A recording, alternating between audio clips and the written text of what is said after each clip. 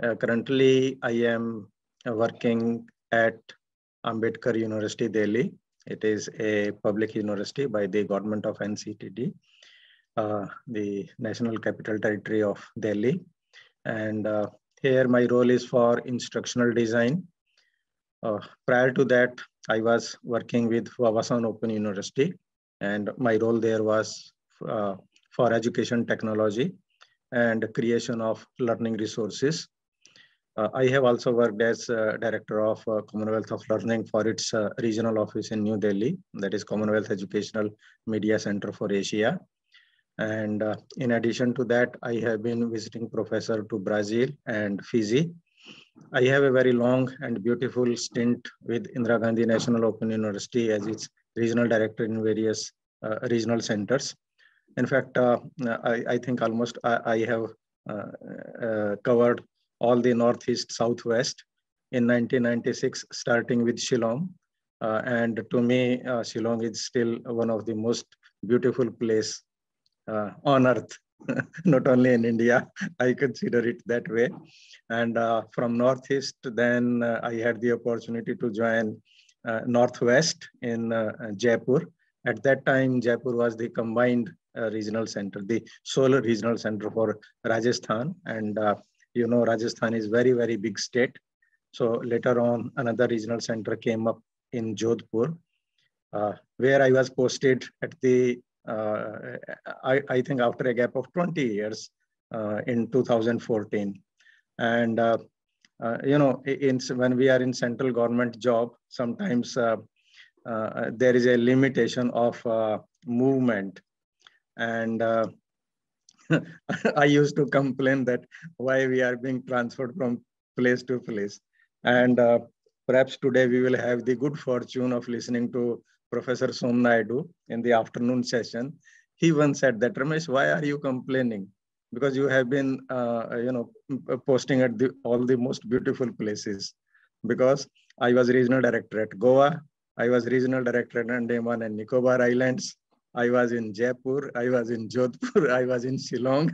So all these are in a way the best places. And my assistant registrar at IGNOU, he used to joke that, sir, people come to Goa for 5 or 6 days maximum, spend 50,000, 60,000 there and then go back. And we are living here, we are earning the money and enjoying the place also. And I agree with his statement.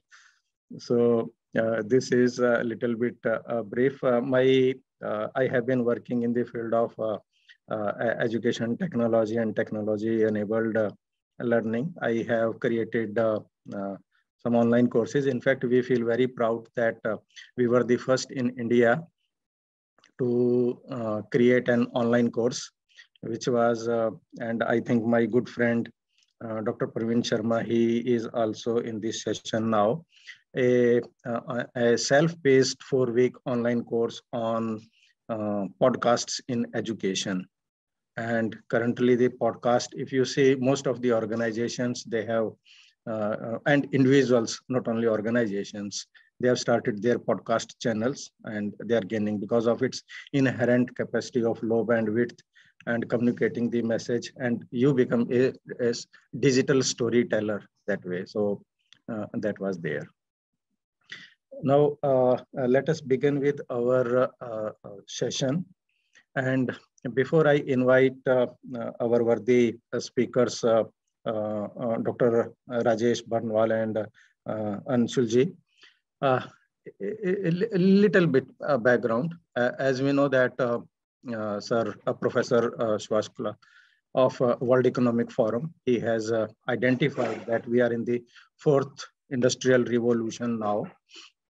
The first being when the power of steam engines were there, and then the second stage was when mass production of industrialization came. The third one was when the computers, they started being used in almost all of our activities. And this is the era when the artificial intelligence technologies, the deep learning, machine learning, etc., they have taken over almost all the activities of our life. And just 2 days ago, I read a news that the Amica, a company, they have created a humanoid robot, which actually looks like, if you just clothe them up properly, they are blinking, they are smiling like as a human being is smiling. So the person, it is not, it is a, you can say, an advanced version of Sophia.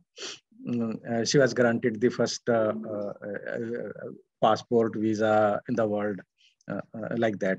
So these things, they are, the technology is emerging very fast, and we have the other kind of fields like GPT-3, GPT-4 has come, which is so powerful that in a way, the software can create software.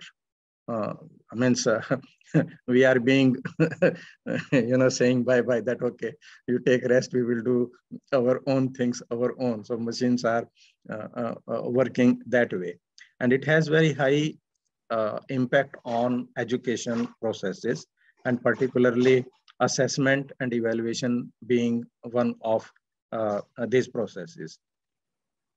As we know, measuring learning is a necessary part of every one of us who are teachers. And we teachers need to check for students' understanding, and means not only us, the parents, the students, the leaders, everybody needs to know how students are doing overall, because we need to help them successfully prepare for the college and work, like that. In addition to supporting learning across content areas, the technology-enabled assessments, they can help reduce the time, the resources, and disruption of learning, which is required for the administration of, say, paper assessments. And these assessments are delivered using technology. They can provide a very exhaustive, detailed, and nuanced picture of students' needs, interests, and abilities that can traditional assessments, allowing educators to zero in on the personalized learning. Sometimes ago, I had, when the MOOCs, they were gaining popularity. And in fact, the Time magazine, it had declared the year 2012 as the year of the MOOC. If you search there, the magazine's homepage, then there you will find that. And means everybody was trying to take the massification of education technology on a higher level, on a next level. And at that time, means there were quite some apprehensions, which are still valid, because people, when it comes to online assessment, people still call about the ethical practices or the cheating or those issues. I had attended one program which was conducted by Professor Andrew Ng. And one member from the audience asked him that question, that in online examination, how do you control the thing?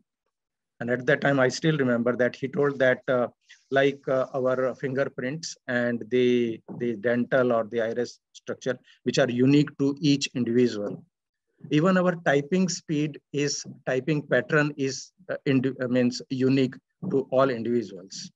And they have that software that once the examination starts, and suppose if I'm poor in my course, I will request Professor S.P. Malhotra that, okay, my camera is off now, can you come and do the typing for me? This software will catch us. The software can find that it is not Ramesh Sharma, but Malhotra Sahib is doing the thing there. So means that way. And so the AI technologies, they have really done it changed a lot of these things.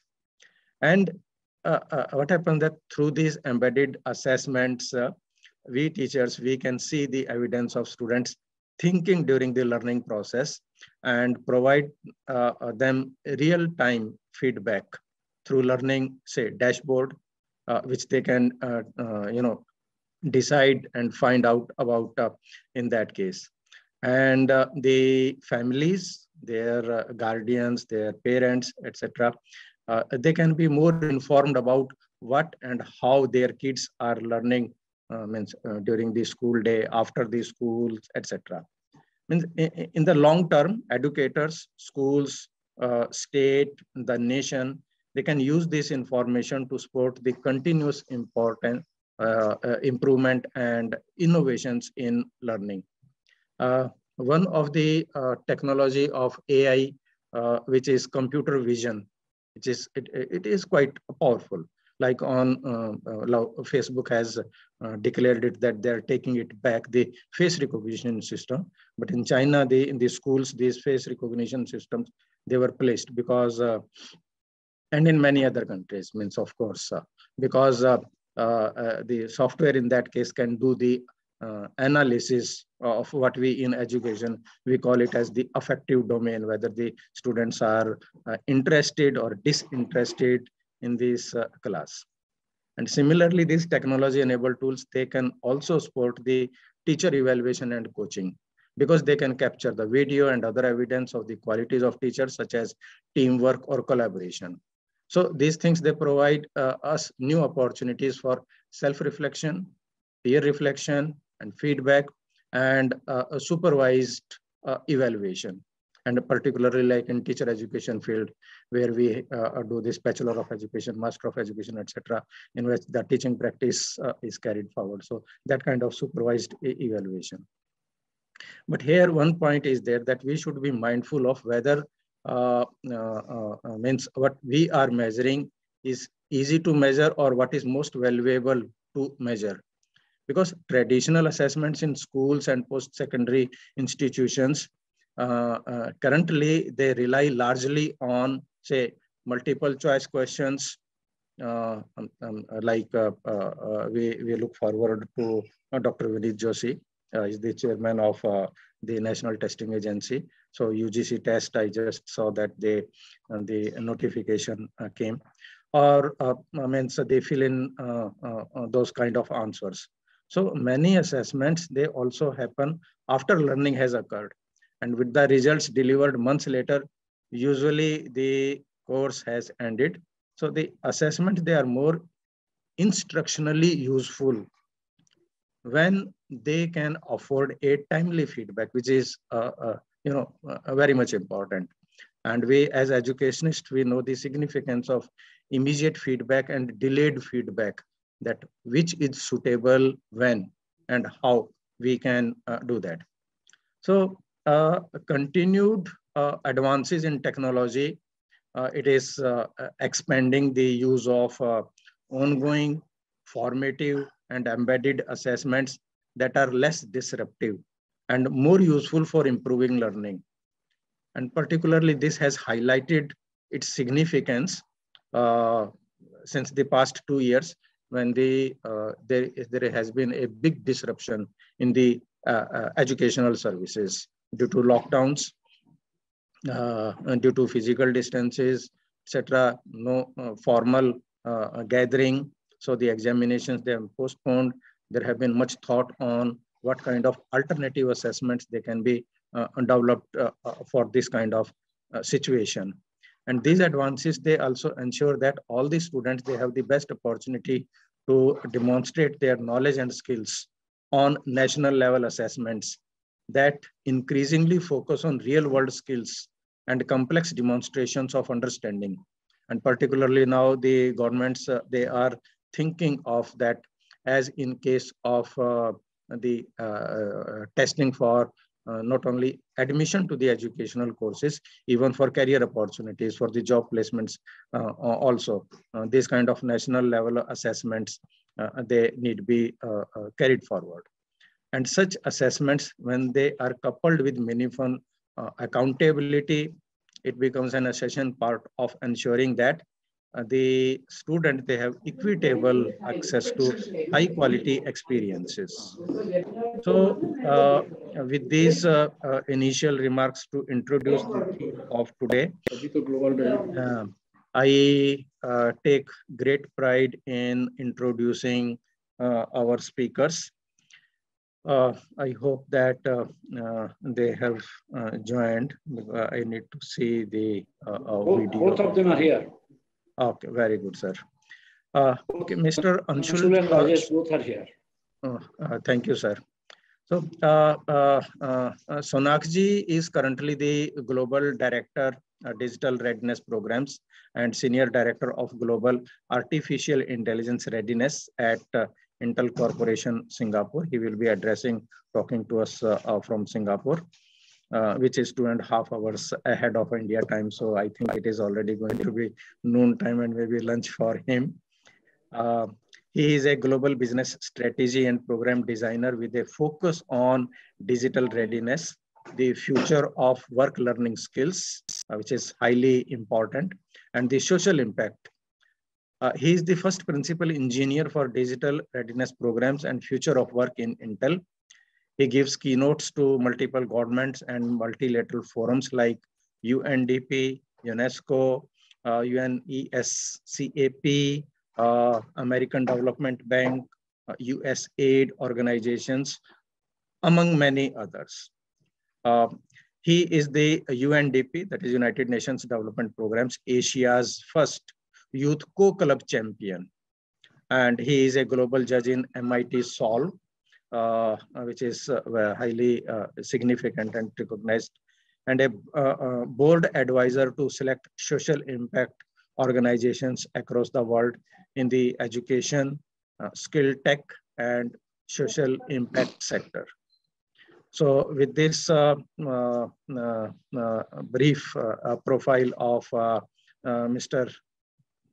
Anshul Sonak, may I request him now to share his thoughts and experiences on how the field of assessment and evaluation, it is offering us the new opportunities in the education. Or maybe I think if connecting is taking some time, maybe I can request Dr. Rajesh to begin with, and in the meantime, Anshulji can connect. So friends, in the meantime then, okay, let me introduce Dr. Rajesh Barnwal, who is a principal research scientist of CSIR India and currently leading the Artificial Intelligence and IoT, that is Internet of Things lab, as part of the IT group at CSIR Central Mechanical Engineering Research Institute, Durgapur in India. He was awarded the Senior Member Award by the Association of Computing Machinery, ACM, which is highly reputed, one of the leading associations in the computing field. We are very happy to, with the fact that Dr. Barnwal has led several R&D and industrial consultancy projects funded by the Government of India in the field of artificial intelligence, Internet of Things, data informatics, and cyber physical systems. So he has various copyrights and design registrations to his credit for his authored software and technological products. During this pandemic time, in the COVID-19 times, he has developed and filed a patent on an IoT-based IntelliMask, means the solar-powered intelligent mask ATM cum thermal scanner technology for the workplace, which has attracted the attention of national and international media. We are very happy to have you, Dr. Rajesh, with us. Thank you, Professor Sharma and Professor Mukhopadhyay. Basically, I would like to thank Professor Mukhopadhyay particularly who has invited me in this particular international forum, having a gathering of more than 300 audience, even in the last day of that particular conference, right? So it's a really, really commendable job Professor Mukhopadhyay is doing in the field of educational technology. Let me then mention, I have called Rajesh because I have heard his lecture earlier. It was a full 45 minutes and I never absented myself. Rajesh is a young scientist, but he can teach many people. So I called Rajesh, I invited Rajesh, and we had a conversation when I was sitting in the airport. Thank you, Rajesh, for accepting. Carry on. Thank you, sir. Thank you for inviting me. So today, as because this forum is very, very big, and what I presume is that this forum is having a kind of blend of people who are actually either basically influencing the policies or a kind of taking the decision in particular direction for this particular area where this particular blended and e-learning or hybrid kind of learning will be adopted in country and even other neighboring country, right? So my particular talk for today's will be AI intervention for assessment and examination, and I'll be talking about few technologies and opportunities, and at the end I'll be trying to just leave few questions which may deliberate in this panel discussion, right? So with this particular prelude, I'm just trying to go to my first slide. And first, let us know that what's the basically requirement and why we are doing assessment and examination. We're taking examination for the people, right? So if you'll try to see, it's an integral part of any kind of courses. Whatever learners are going, either it is online or offline, we have to have some kind of examination or assessment process in all the kind of courses, whatever we are floating or whatever learners are taking, right? So if we'll try to see, if we are assessing and if we are examining the learner, first and foremost thing is that can we verify the identity?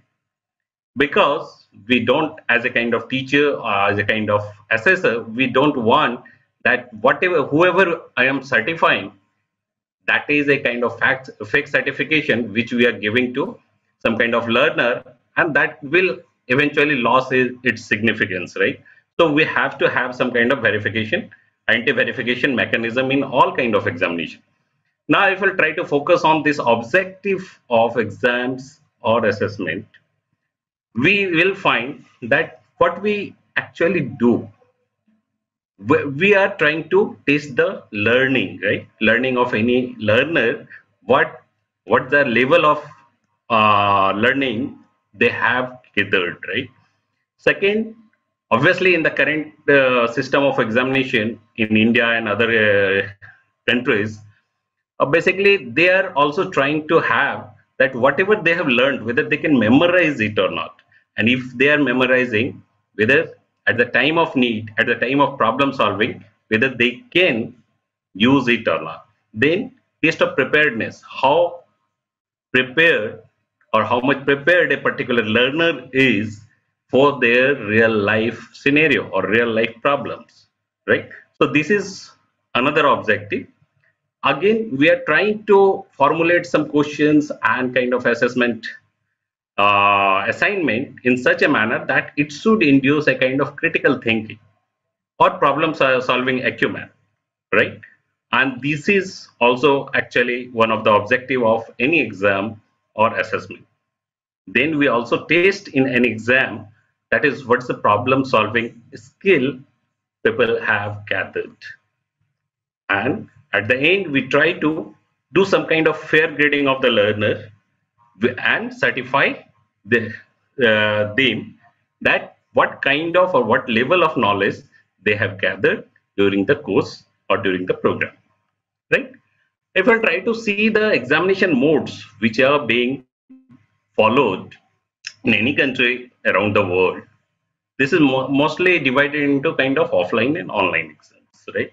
So even if we are going to a kind of further detail, we can find out that environment of examination can be anything like closely monitored exam, which we are used to do, basically used to face in our regular colleges or regular schools.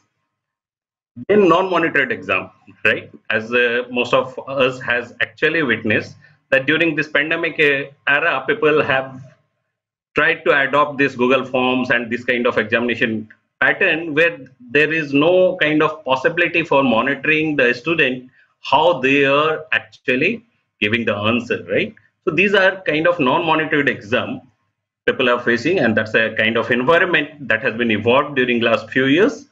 Then open book exams, now I think in IIT like situation, there are many professors or many teachers are there who are promoting this open book exam. Forget about open book, it's open time, open internet and everything. I have seen few people, a few students who are not able to face or who are not able to even get a good respective marks, even though they are given this chance to open the book, open the internet and open the notes. Not only that, open time even, right? So that kind of innovative examination pattern or examination questions are also there in the open book exam, which really test the problem solving skill of the student. And this closed book exam, what we are facing in the normal or kind of traditional school and college examinations, where nothing is allowed, no even notes or not even taking help from other people, other third person, right?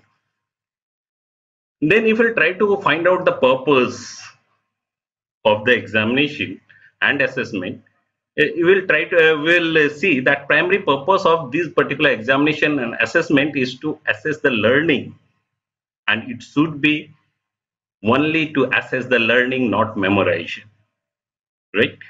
Not only that, it should assess the core concept and knowledge, not some kind of mugging up and mugging up the concept and just mug up the concept, remember it for 1 or 2 days, write the examination and forget about that. This should not be the objective of any assessment and examination process. Third is, can we assess relevant higher order skills through this assessment and examination? This must be the question before any teacher or any professor who is there in the process of assessment and examination, or planning some kind of questions or problem designing for this kind of assessment of learners. Then assessment should have the capabilities of find out the capability of the learner, whether they are able to apply learned knowledge in real life situation or not. If they are not able to apply this learned knowledge in real life situation, in my opinion, that has no meaning, and even that the certification or the degree awarding institution is not doing any fair evaluation for that kind of learners, right? So what is the threat of our current system? If we'll try to see the threat in our current system, we'll try to find out, or we'll find out that we are unable to check plagiarized or copied content, because we are now actually what we are doing is that we are doing some kind of mechanical evaluation or some manual evaluation where we don't have any technology implemented over there that we can check that particular content has been copied from some book, some notes, or some other third person or some fellow colleague, right? So this is another threat for any kind of certification, any kind of assessment, or any kind of examination where we try to assess the actual learning process of any learner. Second is that if we'll try to see the examination process, current examination process, it promotes depression rather than fun in the examination. Rather than showing our skill with energy, we are trying to promote the depression in those kind of candidates, and most of the candidates are getting pressurized due to high stake examination. This is common fact, and if we try to go in some kind of examination hall or exam just before the outside the examination hall, we can find out that see how pressurized these particular examinees are. Are we actually intending to have that kind of pressure or that kind of depression induced in those kind of learners, or our aim should be to have some kind of assessment which should be very normal for those guys, right? So again, the another threat, if I try to see in the current system, we have adopted old system of marking and grading. I don't know how much it is helping the system and the learner, even in the to the teacher and assessor or even job giver. But this is my personal experience that when you are sitting in any kind of interview, you will able to see, and I think most of you have witnessed this, that their grades are very good, but their learning skill or their kind of problem solving skill are very bad. We can't blame learner for this particular problem. Only we have to see that whether our systems, examination systems are good enough to basically grade those kind of learner, and whether the certificate is reflecting their actual skill or not.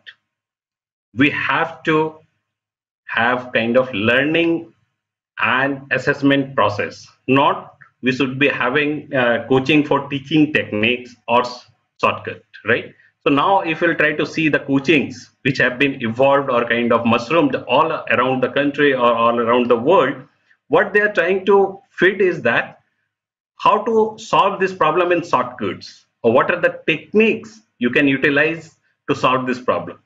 And our current examination system is good enough to get fooled from these kind of techniques and shortcuts. But whether we are able to assess those learners rightly or correctly about their skill, or just we are trying to check those capability which is there with this particular learner, which is providing them few techniques or few shortcuts to solve few known kind of problems, right? So what should be the requirement of assessment method? Let us see that the assessment method should be more scientific. It should not be a kind of mechanical, that a kind of routine type of checking which anybody can do. Even if you are going in the higher education bodies, even in IITs or NITs, what sometimes basically we are seeing that even a kind of teaching assistant, and they can people like who are actually helping the labs, they can evaluate the learner using this kind of mechanical assessment process. In mechanical assessment process, if I am talking about, it's nothing but there are a few sets of questions and people will be writing the answer for that, and we will be just trying to see the correctness of that particular answer and evaluate that. But is it that scientific? This should be that basically this should be the question in our mind.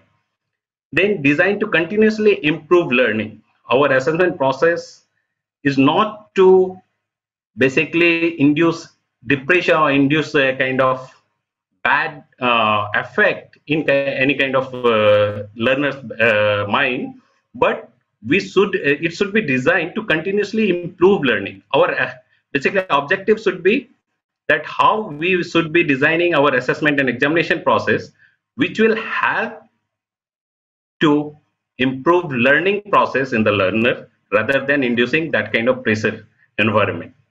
And we have to design the assessment in such a manner that it should test the application of knowledge, not the only theoretical part, right? It should induce fun, but how we can induce fun? Then we'll be trying to see in this particular presentation what are the different methods we can induce, using which we can induce fun in the assessment and learning process. Then ensure, basically we have to ensure a stimulating and engaging learning experience. So assessment and examination should be a part of the learning process. It should not be a kind of separate than learning process, right? So whenever you are doing basically being assessed for any kind of learning, it should further induce learning. It should not be in isolation. One assessment and examination should not be seen in isolation. Basically, other than the teaching process is also included in this assessment and examination process. Then we have kind of incentivization method which will actually induce some kind of fun during this assessment and examination process? Can we have some kind of rewards and recognitions for each and every assessment and examination?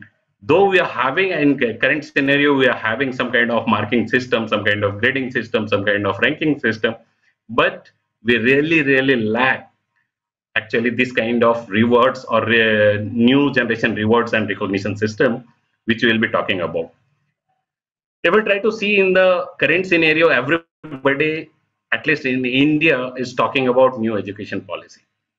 And if we try to find out the fine prints in the new education policy about the examination and assessment, what we can see is that they are more focusing on the continuous formative and adaptive assessment rather than summative kind of examination pattern, right? So, which actually should track the individualize and ensure each student's learning.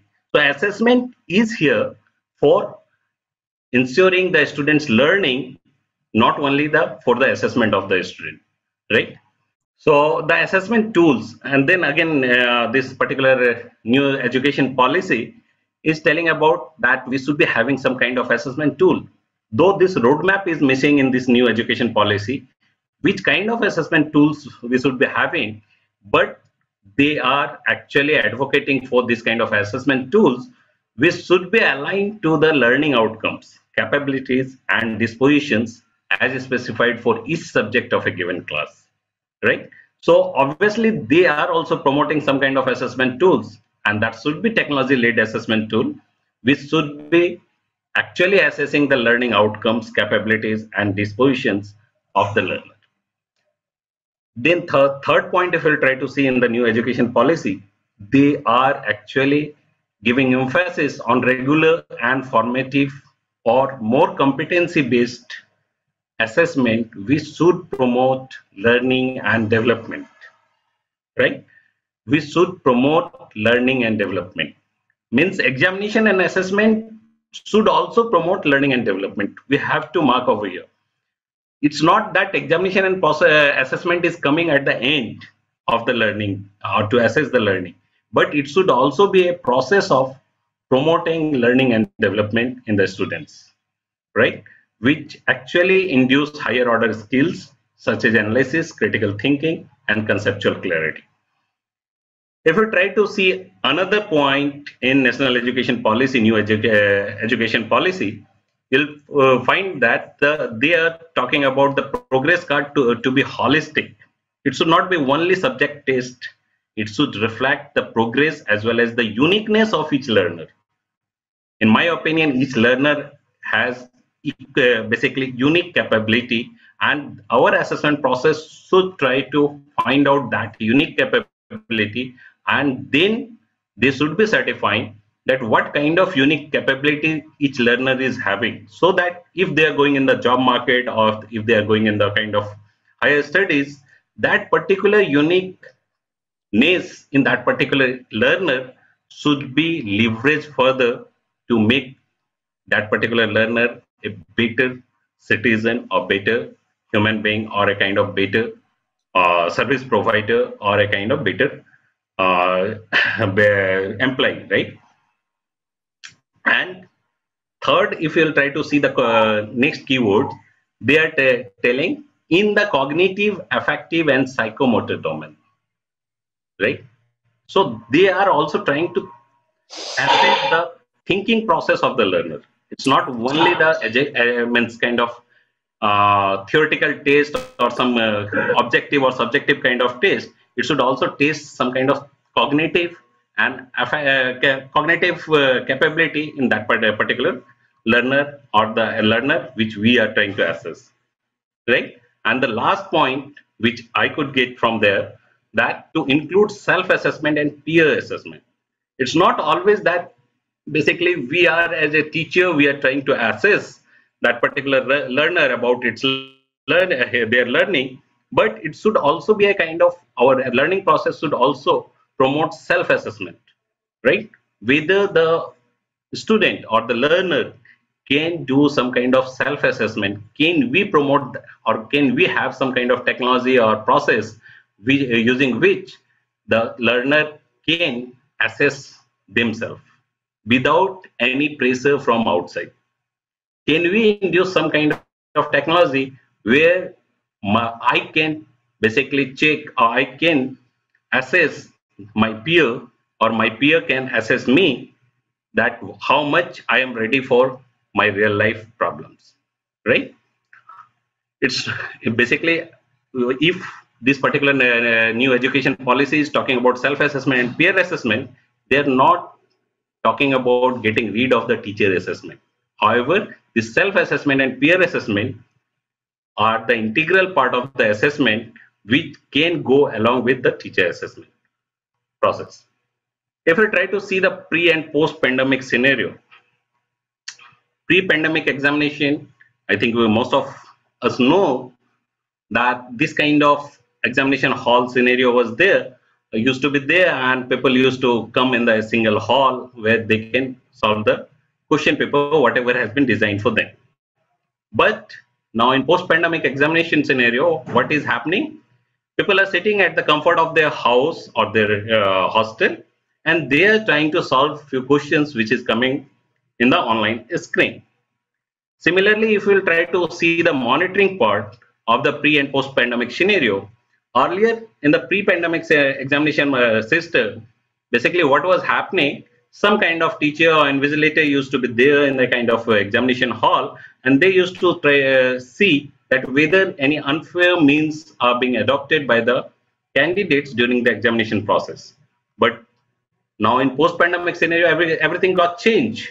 Now, as Professor Mukhopadhyay, Professor Sarma was also telling, that it's a kind of a proctored examination now people are adopting, where in the post-pandemic scenario, a particular proctor is able to see remotely all the kind of people on a single screen, right?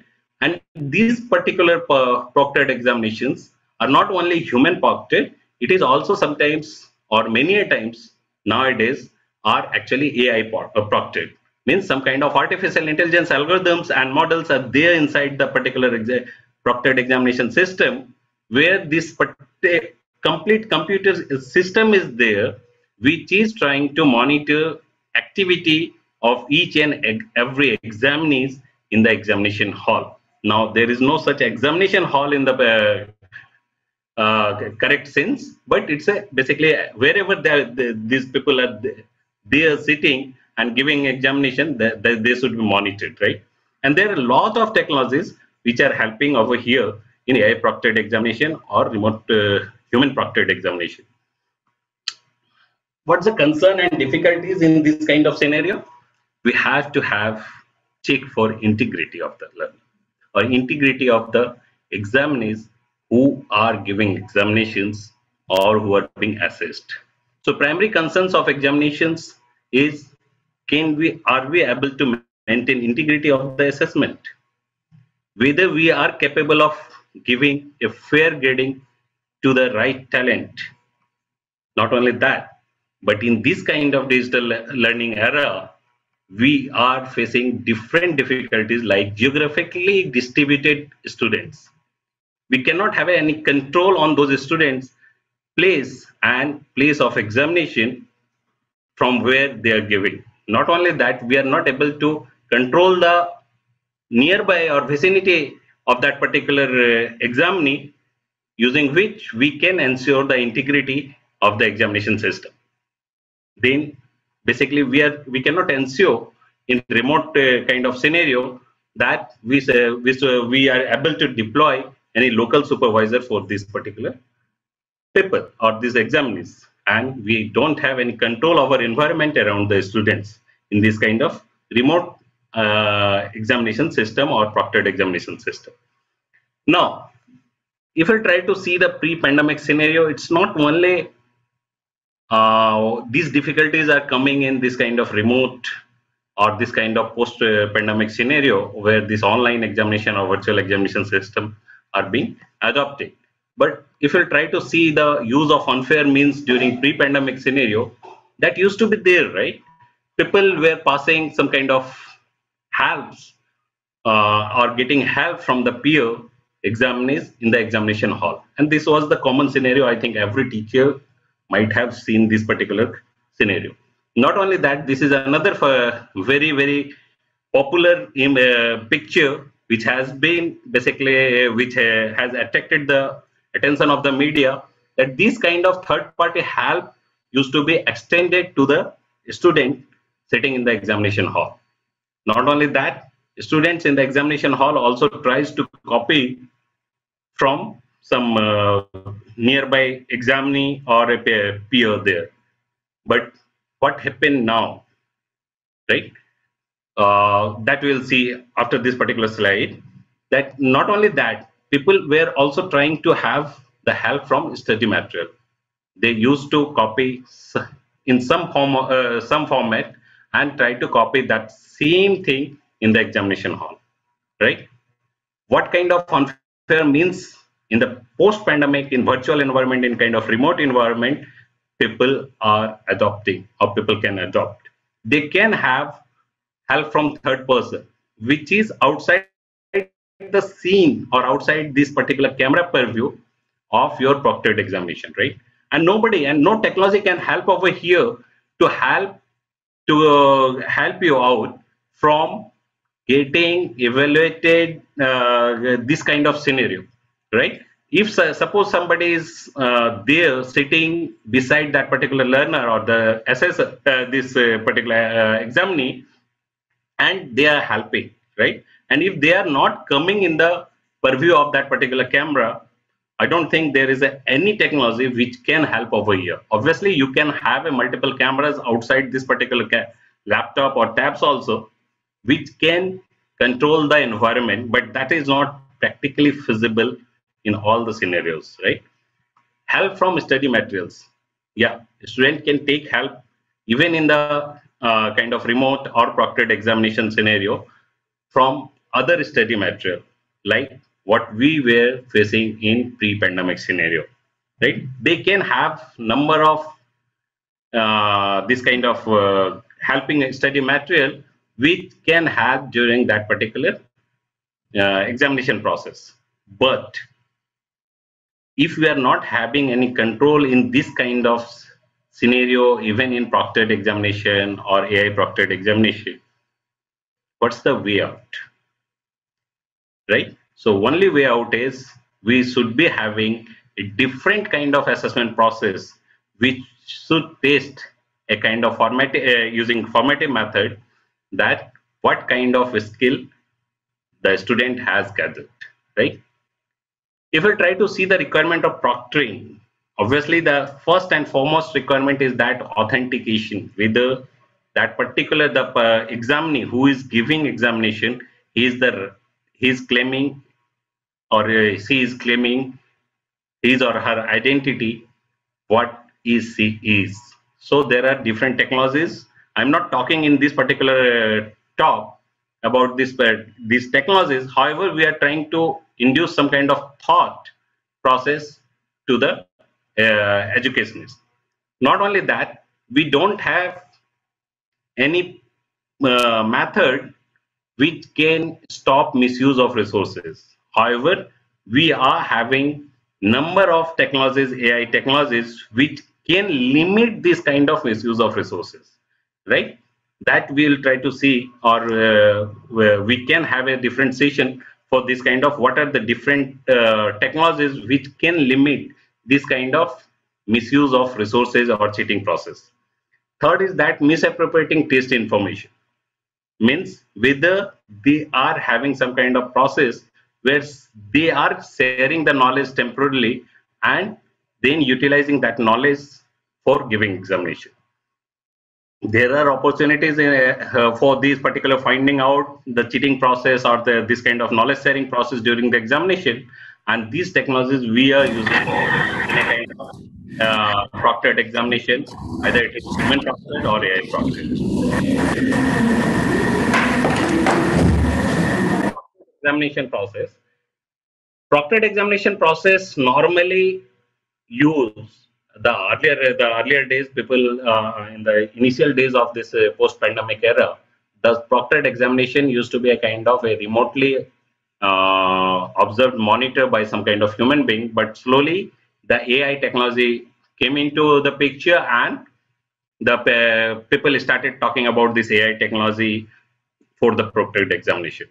What it does is that it uses live footage from webcam and audio from laptop or computer to understand if the student is resorting to unfair means or not, right, during the examination. But the question lies again unanswered, that even if they are able to bypass these kind of technologies, do we have any kind of method to restrict or to eliminate 100% of these possibilities? If you try to see the technology wise, the AI model is trained to catch the following discrepancies in AI proctored examination. Suppose if the student moves away from the system, the fitted model in that particular AI proctored examination will report immediately. But if that particular student is not moving from this camera view, but still, if they are trying to, they are getting the help from outside, system has no clue about it, right? If anyone else other than candidate comes within the camera frame, obviously AI is there to detect and report this. But if camera frame is not able to capture that third person who is trying to help that particular candidate, again, technology has no clue about it.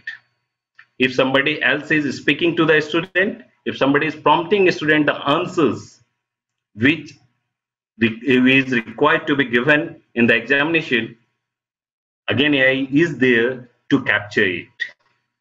But if somebody is not speaking to the student and they are adopting some other means, other visual means to have or to help the student during the examination process, again, system fails over here. If the student is reading from a different device hidden from the camera, his eye movement will be flat. And there is a good technology in AI system which can capture this kind of eye movement or kind of eye tracking, right, or gaze tracking. But if they are not moving their eyeball, and they are having some kind of arrangement where behind the screen some kind of helping screen is there, I don't think any technology is there which can capture this particular unfair means, right? And if a student tampers with audio or video, it will be again reported by the technology. But if that kind of audio and video tampering is not happening, nobody can help, or no technology can help over here. At the end of examination, a report for each student is getting generated in this kind of AI proctored examination. So what we can summarily basically get from this particular slide is that AI proctored examinations are very good, very capable of detecting all those kind of unfair means, but with certain kind of limitations which are there inbuilt into this system, and we cannot get rid of these particular limitations by any means because of different reason. Maybe demographic reason is there, maybe kind of there are limitations in that how many cameras, how many surveillance system we can put over there. These are the different limitations, and we have to live with that. So what got changed? If you try to see from the pre-pandemic and post-pandemic era, what is getting changed? Nothing, except one thing. Now we have an opportunity to capture more digital data about learners, right? If we are talking about post-pandemic era or post-pandemic examination and assessment system, we are capable now of getting more and more digital data about learners, and that we can utilize for assessing in better manner during the examination or assessment process. And this basically, we have to minimize the summative examination or assessment process, and we have to go more kind of formative type of thing. Data like surveillance data we can have from this particular digital system. Response pattern, as Professor Sarma was telling, that typing speed of each and every examinees are different, right? So that can be a kind of identification factor whether actual examinee is giving the examination or some dummy is giving examination on behalf of that claimed examinee. So response pattern should also be or can also be tracked during this kind of digital examination. Then time spent on each question. We can have that kind of data, that how much time is spent by the examinee for answering a particular question. Then answer preferences.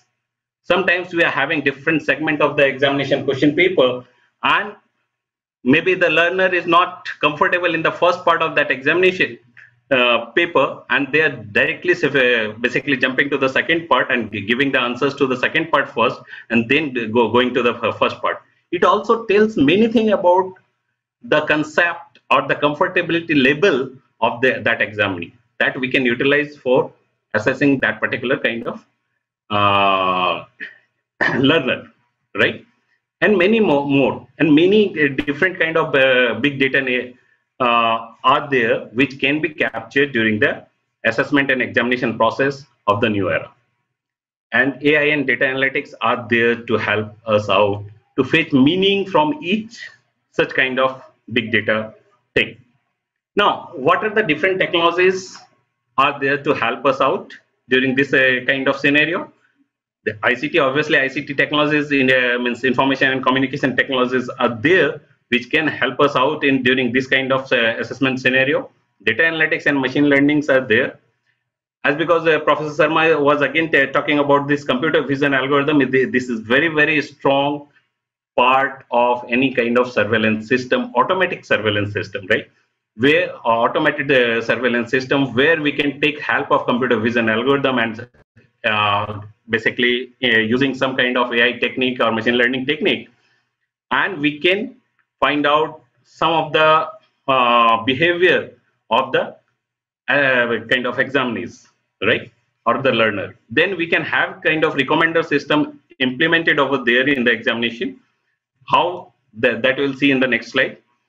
Natural language processing algorithm, like as Professor Sharma was talking about GPT-3, GPT-4, that kind of technologies are already there in the kind of technology domain, which can be utilized to assess or actually assess the learner's capability. Then we can have some kind of incentivization and gamification algorithm which can induce some kind of fun during the examination process and without actually pressurizing or inducing depression in the learner's brain during that, or some kind of psychological pressure during the examination process.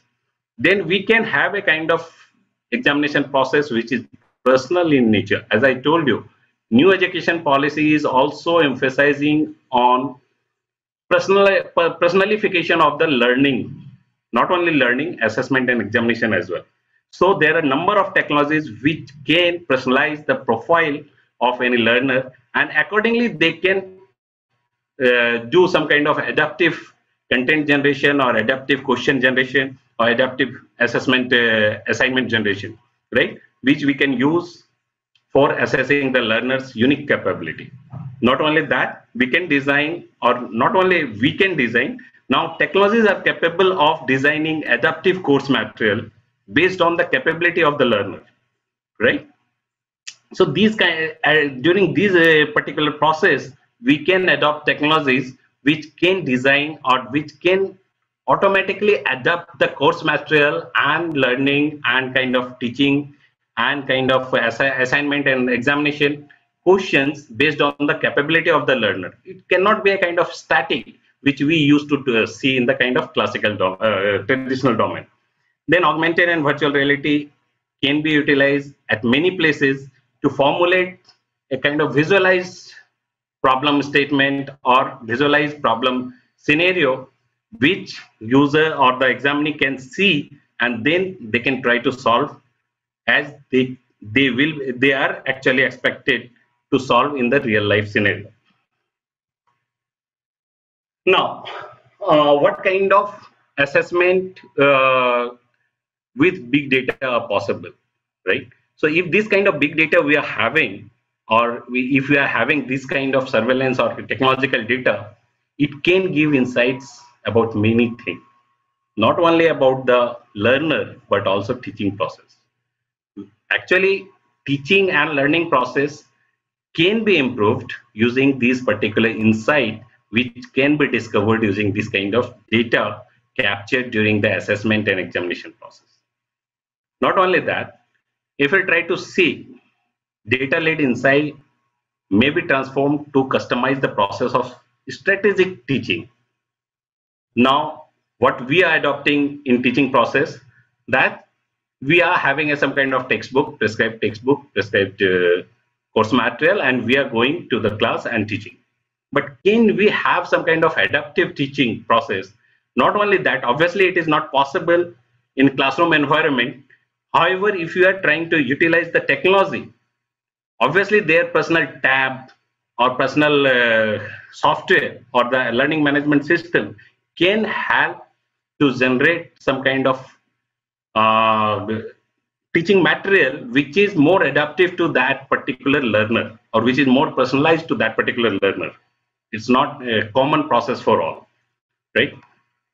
If we try to see the learning management system, it can be made more adaptive rather than just uploading a kind of static content over there. And we can utilize AI technology over there to make it more adaptive.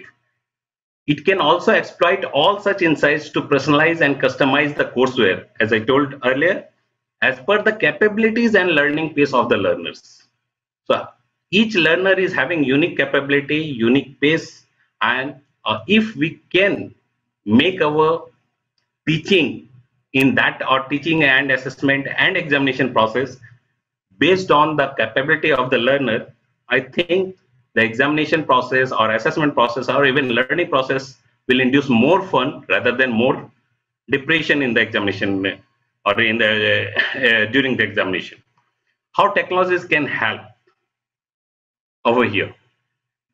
Using technology like GAIN, we can induce, GAIN means generative adaptive network. This is another kind of deep learning technique which can induce creative thinking process by posing some artificial problems. So they can generate few questions. They can have some kind of problem statement which can induce some kind of creative thinking in the learner or in the examinees. Then we can utilize recommender system which may be used to guide the student to sail through the required part of the curriculum. Suppose a particular learner is going through a particular part of the course, right? And they are finding difficulty in understanding that part of the course. Can our technology come as a help over there, and some kind of recommender system is there which will recommend the student that you please go through this concept first, and then understanding this concept will be easier for you. So it's a kind of active learning, right? It's a kind of adaptive learning. So recommender system we are using in a kind of mini e-commerce domain like Amazon, or maybe a kind of OTT platform, that you have seen a particular, you watched a movie and then your OTT platform is suggesting that based on your last watch of the movie, this movie may be of your interest, right? On Amazon, if you are going to search a particular item, and then your recommender system, which is inbuilt in this Amazon e-commerce platform, they are suggesting you may be interested in these products, right? So technologies are there, people are using it, but can we adopt those technologies in education domain? This is the question over here. Then gamification can be induced. Now gamification is a part of now number of means informal kind of courses which are being adopted, basically delivered in online mode. But can we have this gamification process in the regular examination in the colleges, universities? Using this gamification, what we are doing is that this particular assessment process actually tries to adopt all the goodness of these games, right? In games, what we are doing, we are solving, or we are actually achieving some kind of level, and these levels are getting uplifted one by one based on my capability, or based on the capability of this particular performer in the game, right? Same examination process can be adaptive. Suppose a particular person, a particular learner has solved a particular level of examination, can it be increased automatically? The level can be increased automatically to give them more marks or more rewards or more recognition to those kind of students who are actually more capable, rather than having some kind of static questions or some kind of static problems.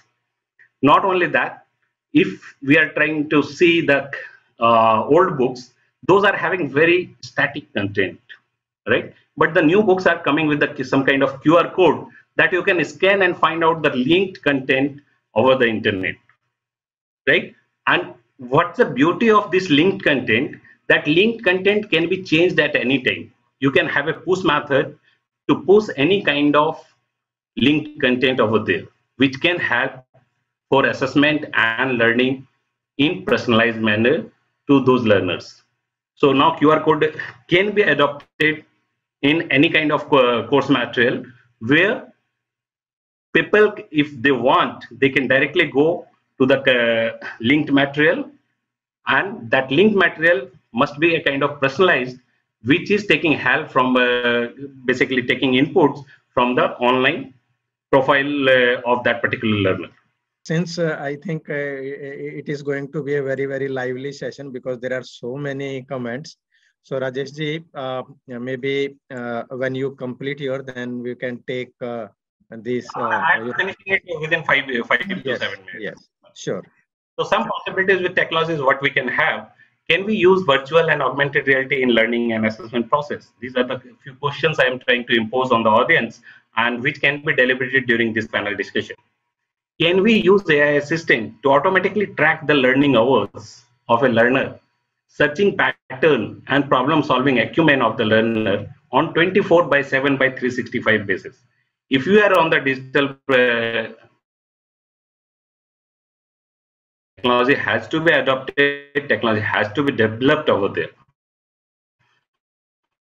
Then can we implement recommender system to provide valuable information on the learner about his strengths, areas of interest, and needed area of focus, and to thereby help them make optimal career choices? It should not be a kind of unrealistic career choices.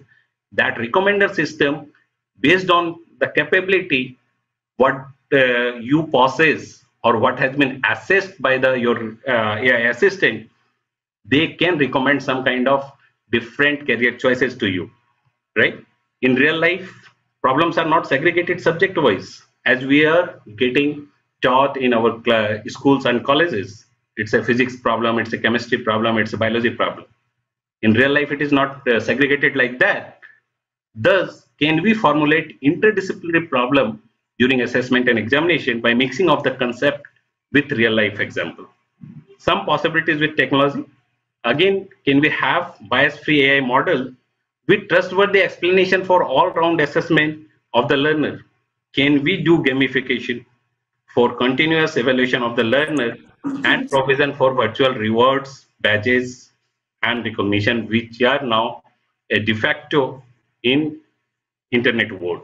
Can we engage the AI assistant to provide hints to the examinee to lower down the pressure on the examination system or on the examination giving candidates during the exam? Maybe with some penalty, that's fine.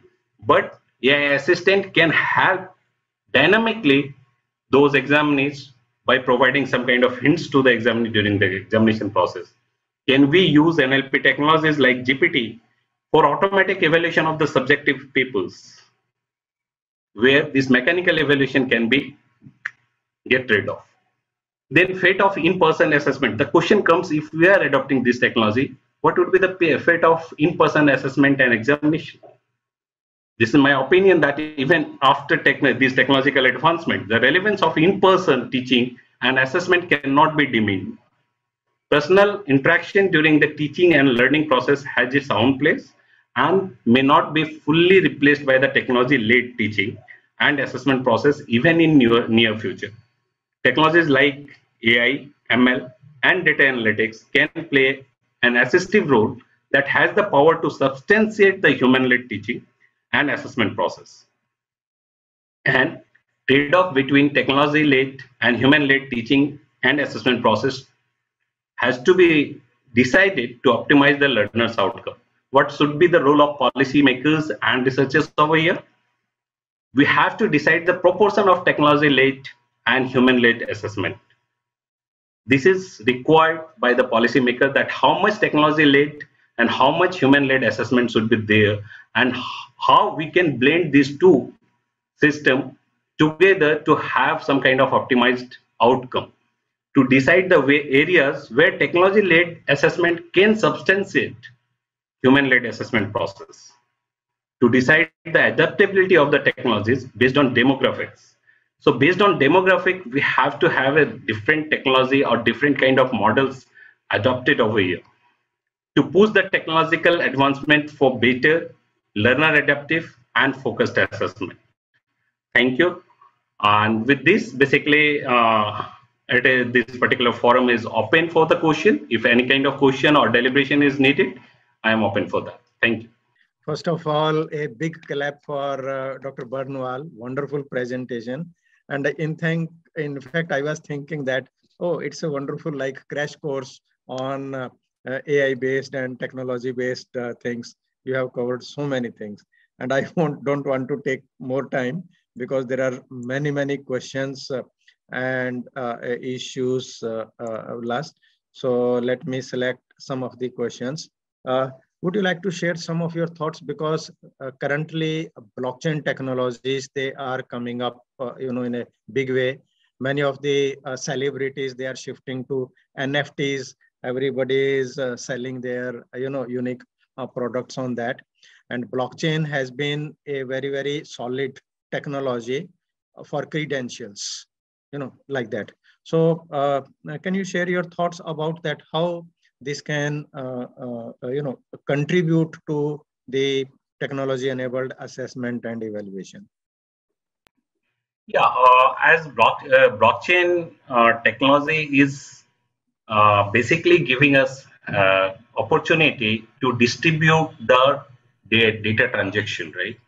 Not only that, data transaction plus data verification as well, right? So if we are talking about this credit system, as because ABC, I think some of the speaker yesterday was talking about ABC system in the new education policy, that is academic bank of credit, right? So in academic bank of credit kind of scenario, people can have, or different universities, different colleges, different kind of assessment organization, they can have this particular technology in place where they can deposit all those credit or all those assessment grades into that kind of bank, and that is possible with the academic this blockchain technology. And this blockchain technology actually ensures the integrity of that data, that nobody can change. Even they are able to hack 1 or 2 or 5 system within the complete network, nobody can fiddle with the actual integrity of the data, right? And that ensures that your assessment process is having some kind of integrity or some level of integrity. Unless until more than 50% of the system on the network are getting compromised, nobody can have capability to basically change any kind of data in this kind of blockchain technology, using blockchain technology. Very good.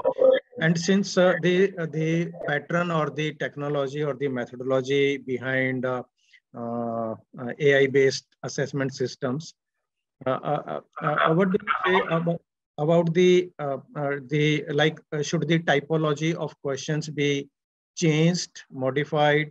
What can be the format of that kind of assessment?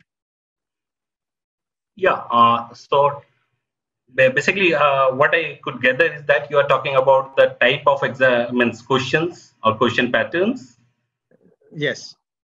So question pattern, if I'll try to say, see, question pattern cannot be a kind of static questions for all kind of learners, as I talked earlier as well, that basically every learner has different pace, different kind of capabilities, which our learning system should be actually exploiting, right? Which should be focusing on, and our assessment, our result should be reflecting that what kind of capability this particular learner is having, so that we can have a kind of knowledge, or the even job giver can have a knowledge that with this particular person can be fitted for which kind of job.